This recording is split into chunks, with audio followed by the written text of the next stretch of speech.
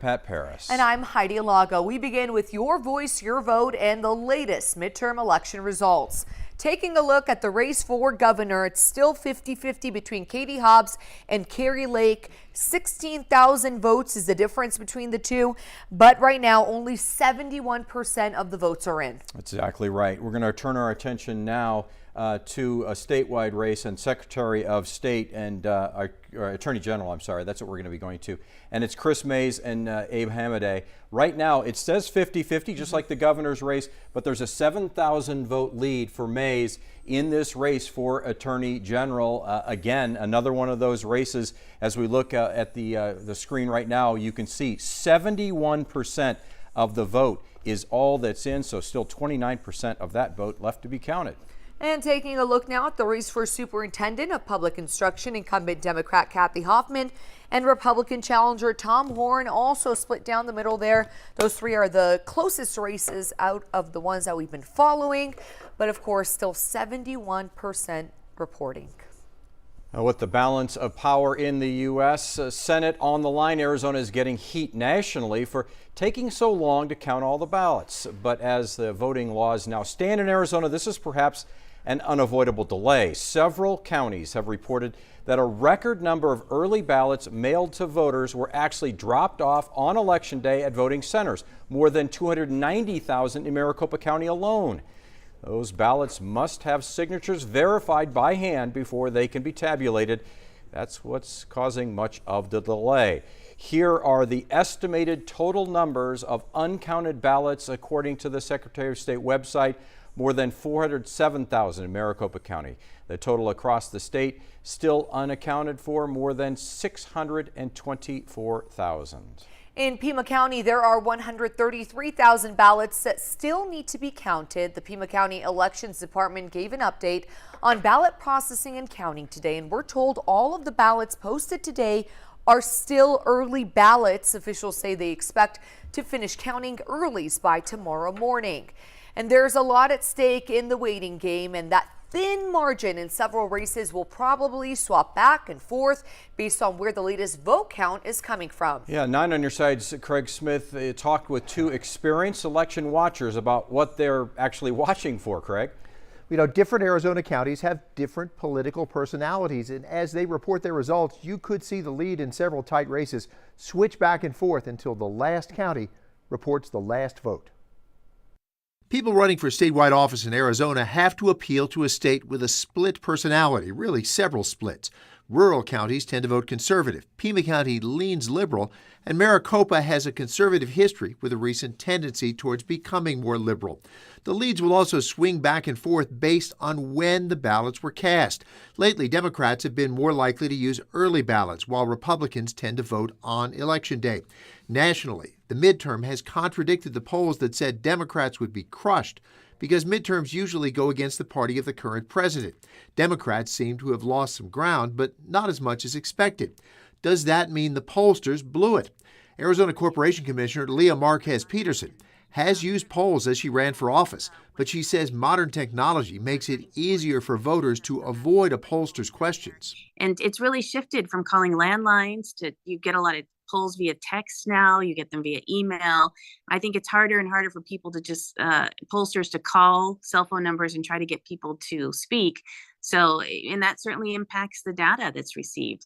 Former Arizona governor candidate Steve Farley thinks people are simply less willing to share their politics with a pollster. I don't know that polls really can tell us what we're thinking anymore. I think we just have to wait until the ballots show up. There are a lot of people who have reason to not go public with their opinions, and they're not going to talk to pollsters. And with ballots the last word, we will still have to wait a while to really hear the public speak. Now, you know, some of this delay is still a reflection of just how large Arizona's population has grown, and the population of early ballots, which, as we were hearing, require extra effort to verify those signatures. You got to get the signatures verified. Oh, those 290,000 in Maricopa County, I understand there's only about 25,000 left to be verified, but they won't count them till tomorrow. Yep. And the way it works, you get a person from each of the major parties looking at these signatures going, does that look okay to you or not? And if it doesn't look okay, then it goes off for more research. That's why it takes days. Yeah. Craig, thank you. Yep. Well, there are still hundreds of thousands of ballots left to be counted in the state. The next vote dump from Maricopa County, the state's largest county, is expected around 8 tonight. Yeah, as those results continue to come in, we'll update you on air and on our website, kgun9.com. Now, KGUN 9 on your side, first warning weather. And the numbers that matter to us when we step outside, of course, the thermometer. Yes, and I've really enjoyed the cooler overnights, Kyler. I think a lot of folks have, and we had a cooler day today, too, as we knew we would in behind the passage of that cold front last evening. It did leave in its wake some cooler air, so temperatures today generally topped out in the 60s for most of us. We did squeak out a couple of 70-degree readings over southern and western Pima County. And that means we're going to be in for a chilly night, especially with the sun setting now. These temperatures will drop off pretty quickly. 50s right now for most of us. We're still at 60 degrees in Tucson, but you add in this component right here, a bit of a breeze out of the north-northwest, and it will make it feel quite chilly tonight. So if you're headed out to a high school football game, bundle up or doing anything else tonight, but we do have a nice recovery in the forecast. Well, an update now. Back in September, we took you inside an apartment complex on Tucson's east side where there have been frequent complaints about drugs, crime, and living conditions. 9 on your side's Ryan Fish has more on how those conditions have improved, but concerns remain. In September, we spoke to people living here at the Royal Palms apartment complex, this one sounding the alarm about crime in and around the building. Completely, totally, bluntly, it's scary. But in recent weeks, there have been fewer break-ins and management and security on site telling trespassers to leave. Another tenant telling me that's been a big game changer and that the complex is settling down and much quieter, especially in the last couple of weeks. I'm pretty optimistic. TPD Captain John Carlson says he's been in contact with the owner of the complex. I think they're being a little more proactive and they're hearing what the neighborhood association is saying. The police also giving this area closer attention and more frequent patrols. The minute you let the accountability slip is when things start to go bad. We need to make sure that what we accomplish here we don't lose. So we still need to maintain a presence. We need to maintain a focus. The Royal Elcon apartment complex in Midtown is under the same owner. Right now he is sharing security between two properties and sharing a property manager between two properties. That's not going to cut it. City Council member Steve Kozachik says these complexes still have significantly more 911 calls than comparable properties and that the city may need to step in. Some progress is fine, but the problems frankly still exist. We're still getting reports of open air drug use. We're still getting reports of just junk and debris. If you're a property manager, you need to care about your tenants and you need to care about the residents in the surrounding area. So a baby step is nice, but we need a giant leap from this guy. We reached out to the owner of the apartment complexes for comment, but we have not yet heard back. Ryan Fish, KGUN 9 on your side. For the first time since 2019, Tucson is coming together in honor of those who have served our country. After the break, what you need to know ahead of tomorrow's Veterans Day Parade. Plus, more than 100 new citizens are celebrated with a special ceremony. Keep it right here. You're watching KGUN 9 on your side.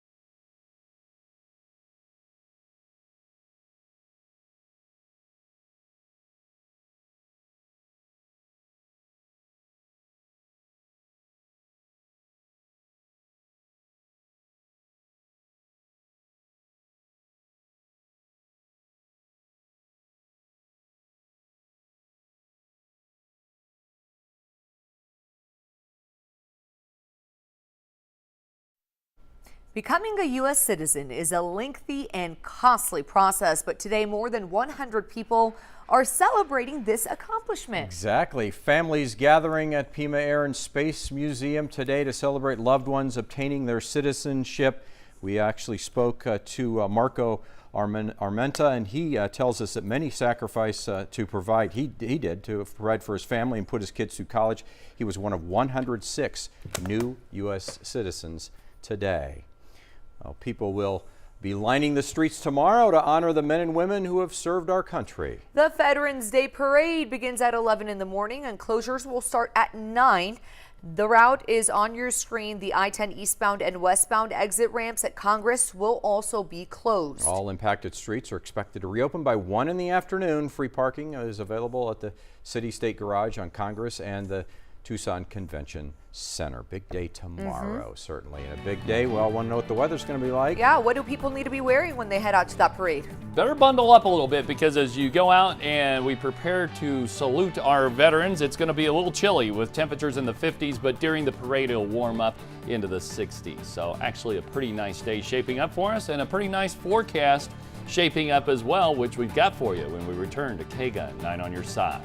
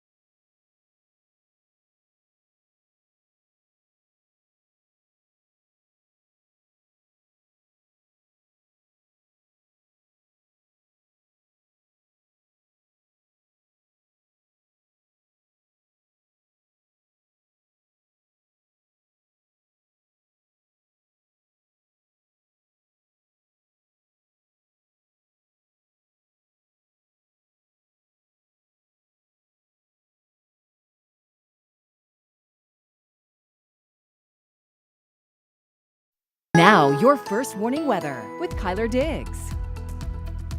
Here's a look at the numbers on the day coming to us from the Tucson International Airport, where it was cooler, 67 degrees, but all in all, a nice day for us. 50 degrees was our overnight low. 78 and 50 are the averages, so definitely a little bit cool this afternoon as compared to the averages. 91 and 27, the extreme records. Well, 60 degrees right now at the airport as we capture a last little bit of that sunset behind the Tucson mountains. 40 degrees on the dew point with 47% humidity. And the breeze starting to slow down a little bit, but there's still just enough out there out of the northwest to kind of cut through you if you aren't prepared for it, as far as being dressed a little bit warmer as you go out and about tonight. Temperatures will be quickly dropping into the 50s and then eventually into the upper 30s for just a little while early tomorrow morning, right about sunrise. So here's the setup for us. We got the low pressure system here pulling in that cool air, and of course Tropical Storm Nicole, which made landfall over east central Florida as a hurricane earlier, and now it's moving to the northwest. But for us, we've got this northwest flow right over the top of us that is bringing in that cooler air. Won't last long though, because high pressure will move back in for a little while, and we'll start to see those temperatures recover pretty nicely after a chilly night tonight. Look at those temperatures: 32 in Tombstone, 35 in Bisbee, 33 in Douglas. So certainly some frosty temperatures to get your day started. Now in around the Tucson metro area, I don't think we're going to see any problems with frost or freeze, except if you're in one of those low-lying areas, those cold drainage areas. And if you've got some frost-sensitive plants, might want to go ahead and cover those up just to be on the safe side. But then tomorrow afternoon, really nice again, 60s and 70s, upper 60s to right around 70 degrees in the metro area, lower 60s across Cochise County, 69 degrees in Nogales, 65 in Safford. And as we take a look at the 7-day forecast, we bump temperatures back into the mid 70s for Saturday afternoon, and overnight lows will recover back into the 40s over the weekend. For Sierra Vista, we'll see highs in the 60s this weekend. Another little system clips the area on Sunday. That'll bring in some breezy conditions, and then another system clips the area on Wednesday, but neither of these will bring any rain or mountain snow to the region, just slightly cooler temperatures along with slightly more breezy conditions. See, it's starting to feel like November. Certainly is. Well, Arizona women's basketball with its season opener tonight. Yeah, the Wildcats host NAU. A live look now at pregame warmups will let you know the player who will be missing her teammate, who's also her roommate. Live report next. You're watching KGUN 9 on your side.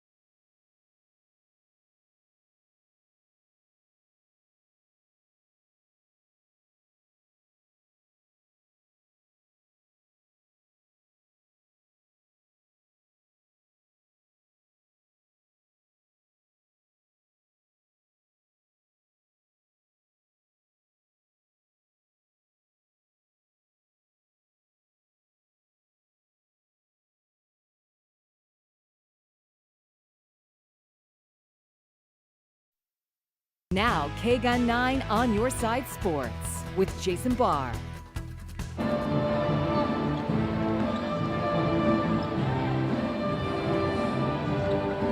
And hello from McHale Center. I'm Jason Barr, where Arizona women's basketball is going to play its season opener tonight here against NAU. You can see both teams warming up behind me.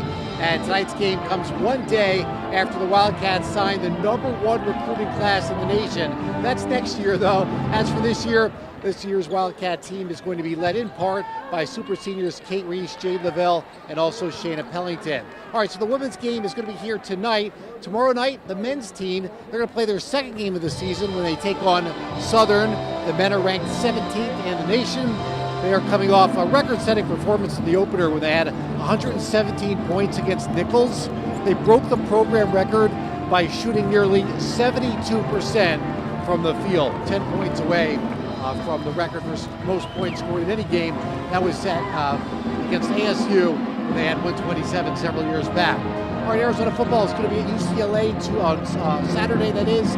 Jed Fish saying that wide receiver Jacob Cowing is going to be a game-time decision. He left the last game holding his knee. And there are several high school football games tonight because the bigger schools didn't want to play on Veterans Day tomorrow, so those will be happening tonight. I'll have that for you when I join you at 10. All right, once again, live here at McHale Center, where Arizona women's basketball is set to take on NAU. I'm Jason Barr, KGUN 9. All right, Jason, thank you. Exciting times. You've got men's basketball, women's basketball, football still wrapping up. I mean, that's what I was thinking. And then he said games will be played today instead of In tomorrow. high school football, yeah. High school football. I'm Yeah. like, this is a great day. Pretty good day as well. All right, well, we'll be right back. More election results. Some numbers have dropped from Pima County. That's right. We'll update you next. Stay with us. You're watching KGUN 9 on your side.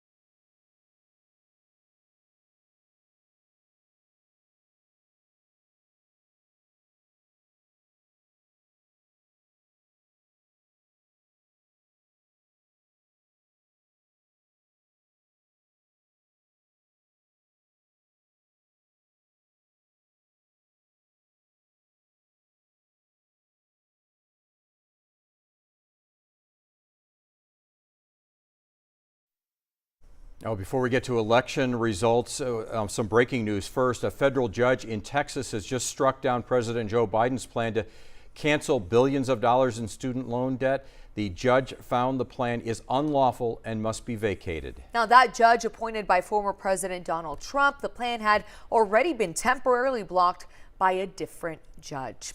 And now we have some new numbers to report when it comes to our election results here in Arizona. The race for governor, you can see there Katie Hobbs taking the lead with 51% of the vote. Carrie Lake standing at 49%. Their difference is about 22,000 votes. Yeah, and that number moves that way because of a dump of about 20,000 votes from Pima County. I'll get to those numbers in just a minute. Let's check out the Senate race because Mark Kelly's widened his lead now in the Senate. Actually, there's the Secretary of State. Also, Adrian Fontes widening his lead over Mark Fincham. I can tell you that in the Senate race, also a lead now of 104,000 for Mark Kelly.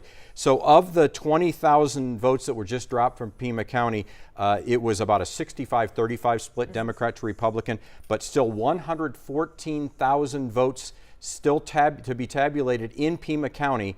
As you see the Mark Kelly numbers there, there's Attorney General, and Chris Mays has widened her lead.